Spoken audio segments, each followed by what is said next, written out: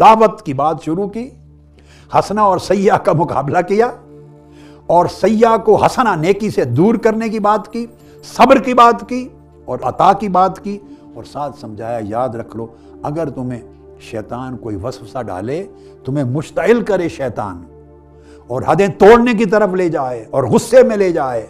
غصے کی آگ بھڑکا دے اور دوسرے پر حملہ آور ہونے اور فتویٰ دینے اور خارج از اسلام کرنے اور خارج از اہل سنت کرنے اور جہنم میں داخل کرنے وغیرہ وغیرہ، اس کام کے کرنے پر مشتعل کرے حدیں توڑنے کے لیے،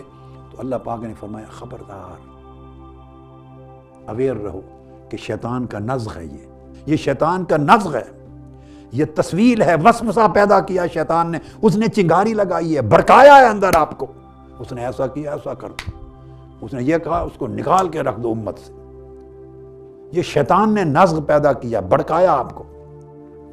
اور فساد پیدا کرنے کے لیے اکسایا ہے اور بیکا کے راہ حق سے آپ کو ہٹایا ہے شیطان نے۔ فرمایا اگر شیطان ایسا کرے فاستعذ باللہ، فوری اے داعی اللہ کے حضور جھک جا، استعاذہ کر، اللہ کی پناہ میں آ جا، اللہ کی پناہ میں آ جا۔ اور اللہ کی پناہ میں آنے کا مطلب ہے فوراً اپنے نفس اور نفس کے حالات کو ترک کر دو، بھاگ جاؤ نفس کو چھوڑ کر۔ نفس شیطان کے قبضے میں آ چکا ہے اور شیطان نے تمہارے نفس میں آگ بھڑکا دی ہے، بدلے کی، انتقام کی، فتوے کی، تکفیر کی، تذلیل کی، تفسیق کی، شیطان نے بھڑکا دیا ہے۔ فوری نفس کو چھوڑو، بھاگ جاؤ